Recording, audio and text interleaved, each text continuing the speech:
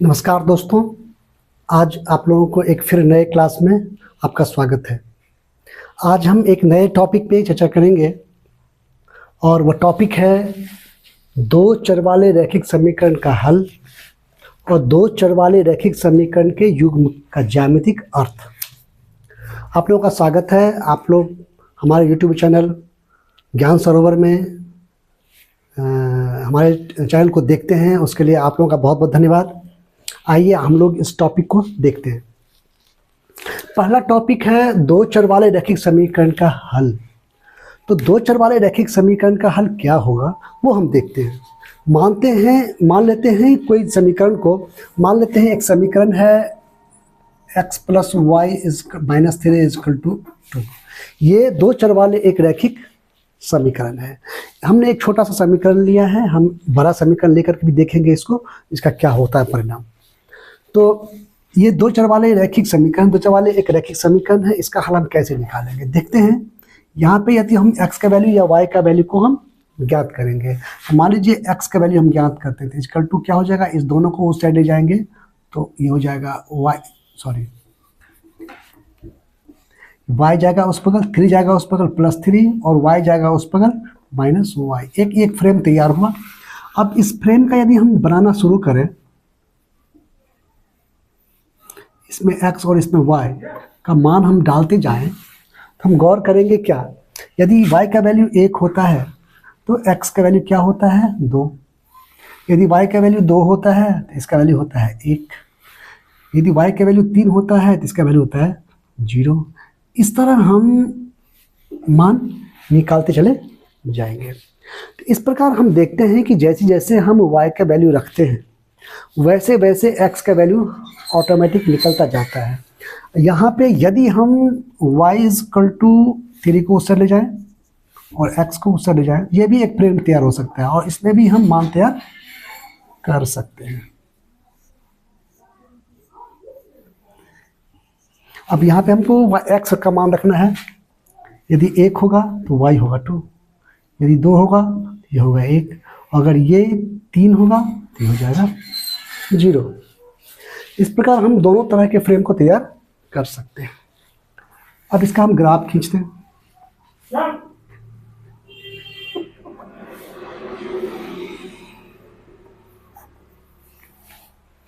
चूंकि ये एक समीकरण है, एक ही समीकरण है, इसलिए हम इसमें गौर करके देखेंगे तो इसमें जैसे जैसे हम x का वैल्यू रखते जाएंगे y का वैल्यू निकलता जाएगा। इसमें y का वैल्यू रखते जाएंगे x का वैल्यू निकलता जाएगा। इसकी कोई सीमा नहीं है। तो इस प्रकार हम कह सकते हैं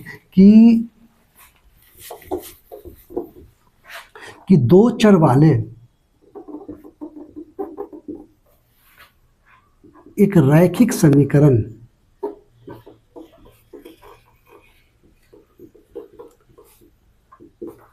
समीकरण का अनंत हल होता है।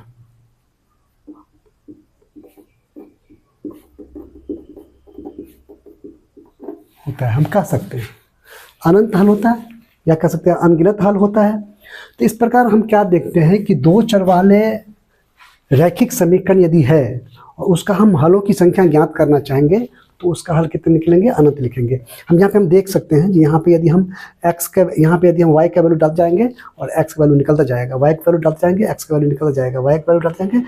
इस तरह हम देखते हैं जो अनगिनत ये मान आएगा। वैसे यहाँ पर भी देख सकते हैं हम जो x का वैल्यू डालेंगे y का वैल्यू निकलेगा, x का वैल्यू डालेंगे y का वैल्यू निकलेगा, x का वैल्यू डालेंगे y का वैल्यू निकलेगा। इस प्रकार हम देखते हैं कि इसके अनगिनत हल होते हैं। तो हम कह सकते हैं कि दो चर वाले एक रैखिक समीकरण है तो उसके अनगिनत हल होंगे। तो इस प्रकार हम क्या देखें, तो दो चर वाले रैखिक समीकरण का हल क्या है, तो अनगिनत है। अब हम दूसरे पॉइंट पे आते हैं। दूसरा पॉइंट क्या कह रहा है,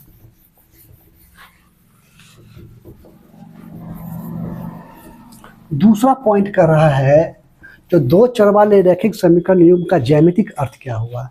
ध्यान देना है हमको यहाँ पे युग्म पे। युग्म का क्या मतलब होता है, तो युग्म का मतलब होता है जोड़ा। तो दो चर वाले रैखिक समीकरण दो ठो होना चाहिए। जैसे हम लेते हैं छोटा सा लेते हैं x plus y equal minus 2 equal to 0 और दूसरा लेते हैं x minus y plus 3 equal to 0। हम पहले छोटा लेते हैं, इसको समझने के बाद फिर हम बड़े बड़े समीकरण को भी हम हल करके देखेंगे जो उसका क्या परिणाम आता है। आइए देखते हैं। तो ये समीकरण 1 है और ये समीकरण 2 है।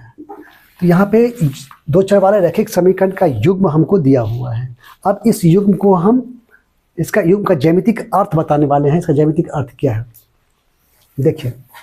पहले इसका हम देख लेते हैं, इसका ग्राफ कैसे तैयार होगा, उसके बाद उसी ग्राफ में इसका आंसर रहेगा, इसका ज्यामितिक अर्थ क्या होता है। पर इसका हम ग्राफ तैयार करते हैं। इसका जो हम बॉक्स बनाते हैं, इसका समीकरण 1 का जो हम बॉक्स बनाते हैं, मतलब कुछ हल निकालते हैं इसका, तो समीकरण है x plus y minus 2 equal to 0। तो यहाँ पे x इजकल टू क्या हो गया, y को और 2 को उस पर ले जाएंगे, या y का वैल्यू ही निकालना है तो इस दोनों को उससे लेना पड़ेगा। तो हम चूंकि x का वैल्यू निकाल रहे हैं, आप y का भी निकाल सकते हो, तो y को हम उससे ले जाएंगे इधर, तो ये हो जाएगा माइनस, ये जाएगा तो हो जाएगा प्लस, और ये हो जाएगा माइनस। अब यहाँ पे हम y का वैल्यू रखेंगे, y का वैल्यू रखें, यहाँ इसमें x और इसमें y बढ़ जाएंगे। अब यहाँ पे y का वैल्यू अगर हम 0 रखते हैं तो x का 2 ही रह जाएगा।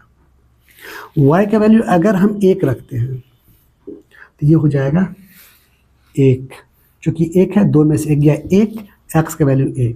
अगर y का वैल्यू हम 2 रखते हैं तो 2 में से 2 गया, ये 0 हो गया। और भी रख सकते हैं, मन होगा तो हम और आगे और भी रख सकते हैं। मान लो आपका मन होगा 3 रखें तो रख लेते, यहाँ पे क्या हो जाएगा -1, क्योंकि 3 में से 2 जाएगा तो -1 हो जाएगा। अब यहाँ पे देखिए, यहाँ पे अगर हम 4 रखते हैं तो ये -2 हो जाएगा। इस तरह हम आगे बढ़ जाएंगे, चूँकि एक समीकरण है, इसका हल देख रहे हैं, इसका तो अनगिनत हल निकलेगा। और फिर हम दूसरा का देखते हैं, इस समीकरण का। इस समीकरण 1 था, समीकरण 2 है x minus y plus 3 equal to 0। इसका देखते हैं, इसको हम वही करेंगे, इस दोनों को उस साइड, चाहे इसको उस साइड, मतलब y का वैल्यू या x का वैल्यू को हमको निकालना है। तो मान लीजिए हम यहाँ पे x का वैल्यू यहाँ भी निकाल रहे हैं, तो इसको ले जाएंगे उस साइड, इसको भी ले जाएंगे उस साइड, ये जाएगा तो प्लस, ये जाएगा तो माइनस। अब इसका भी हम एक बॉक्स तैयार करते हैं।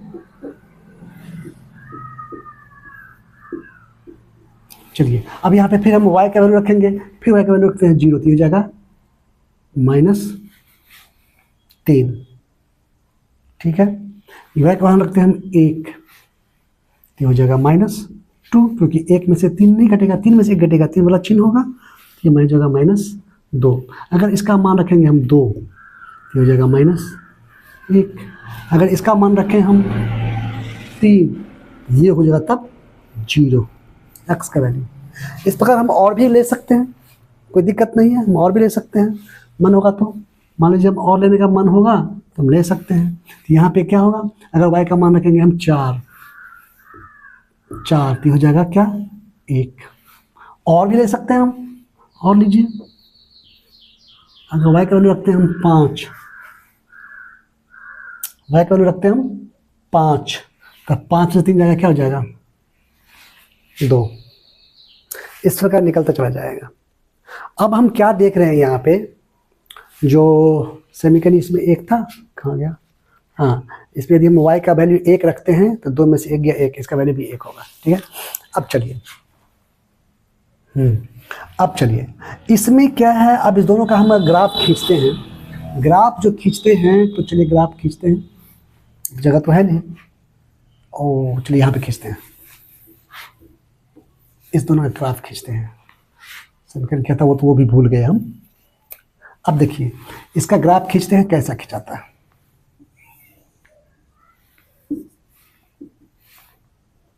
ये 0, 1 2 3 4 5 6 7, यहाँ तो जाए 1 2।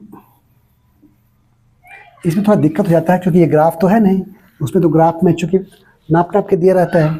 चलिए 1 2 3 4 5 6, 1 2 3 4 5 6, 1 2 3 4 5 6, ये y है और ये x है। अब देखते हैं 1 2 3 1 2 3 4 5 6, ये माइनस का होगा, ऐसे यहाँ भी -1 -2 -3 -4 -5 -6 -7 ऐसे हो जाएंगे। 1 2 3 4 5 6, 1 2 3 4 5 6। ऐसे हम आगे भी ले सकते हैं, देखा पे एरो लगा हुआ है, हम आगे बढ़ा सकते, जितना मन होगा उतना ले जाएंगे। अब हम इसका ग्राफ खींचते हैं। तो ग्राफ जो खींचते हैं तो हम क्या देख रहे हैं, जो समीकरण 1 का पहले हम खींच लेते हैं, जो ये है, ये बना हुआ है, ये क्या है, x का वैल्यू +2 में है, देख रहे हैं हम यहाँ पे, और y का वैल्यू 0 है, तो यहीं पर आ जाएगा ये। फिर x का वैल्यू 1 है, तो y का वैल्यू क्या है, 1 है, x +1 है, इसका भी +1 यहाँ पे, x का +1 y का +1 यहाँ पे, दोनों आगे कहाँ मिलेगा, यहाँ मिलेगा। फिर x का वैल्यू 0, तो y का वैल्यू 2 यहाँ पे आएगा।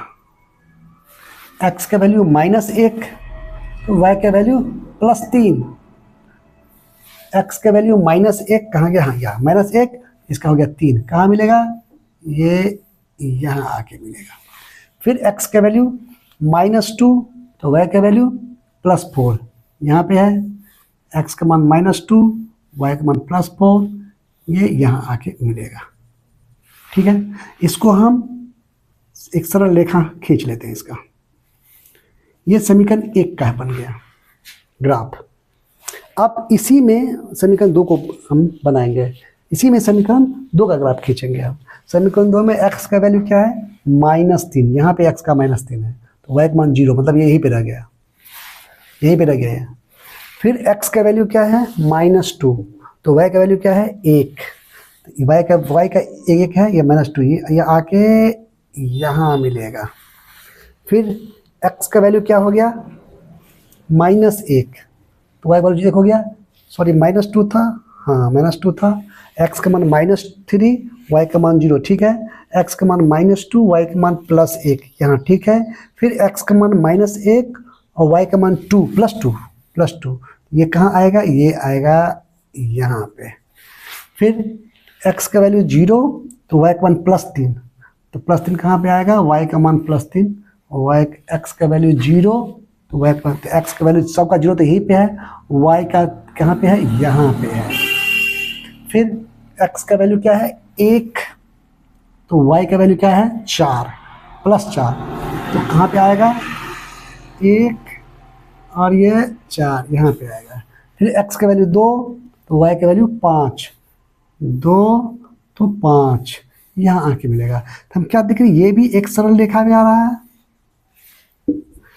इस प्रकार हम देखते हैं कि 2 चर वाले रैखिक समीकरण का जो युग्म है उसका जो हम ग्राफ खींचते हैं, तो यहाँ पे हम इस समीकरण में, इस समीकरण युग्म जो हमको दिया हुआ था समीकरण युग्म, इसमें हम क्या देख रहे हैं, जो दोनों सरल रेखा जो है प्रतिच्छेद कर रहा है, एक दूसरे को प्रतिच्छेद कर रहा है, ये इस पॉइंट पे प्रतिच्छेद कर रहा है। तो क्या मतलब हुआ, यही अर्थ, यही जो है आंसर इसका है। मतलब क्या, जो कह रहा है, जो 2 चर वाले रैखिक समीकरण युग्म का ज्यामितिक अर्थ क्या है, तो यही इसका ज्यामितिक अर्थ है। जो दोनों समीकरण द्वारा जो सरल रेखा प्राप्त हुआ है ग्राफ में, उसका प्रतिच्छेद बिंदु जो है वही नियामक बिंदु होता है, मतलब वही उस दोनों समीकरण का एक हल है। ठीक है, तो इस प्रकार हम क्या देखते हैं, जो प्रतिच्छेद बिंदु जो होता है दोनों सरल रेखा का, वही जो है वो नियामक बिंदु है उस समीकरण का, मतलब उस समीकरण युग्म का नियामक बिंदु है, जो एक हल है। अब यही एक हल है, तो ये इसलिए हल है का क्या मतलब हुआ, यहाँ से जो x का वैल्यू होगा, मतलब ये यहाँ पे आ रहा है और यहाँ से ये इधर आ रहा है। अगर हम लंब डालें तो ये यहाँ से यहाँ आ रहा है, यहाँ से अगर x अक्ष पे लंब डालें तो ये ऐसे आएगा, और y अक्ष पे लंब डालें तो ये ऐसे आएगा। तो यहाँ पर जो x का वैल्यू होगा और यहाँ पर जो y का वैल्यू होगा, वही इस समीकरण युग्म का हल होगा। ये जो नियामक है यही इसका हल होगा। इस प्रकार हम देखते हैं कि 2 समीकरण, मतलब 2 चर वाले रैखिक समीकरण युग्म का जो युग्म होता है उसका ज्यामितिक अर्थ वही होता है, जहाँ पे वो क्रॉस करता है वही उसका हल होता है, वही बिंदु उस समीकरण युग्म का संयुक्त रूप से हल होता है। ठीक, अब हम आगे फिर कई सवालों को लेकर आएंगे और कई विधियों को देखेंगे जो किस विधि से समीकरण हल होते हैं। इसके बीजीय रूपों को देखेंगे हम जो कितने विधियों द्वारा बीजीय रूपों द्वारा ये हल होता है। आगे के लिए तब तक के लिए बाय।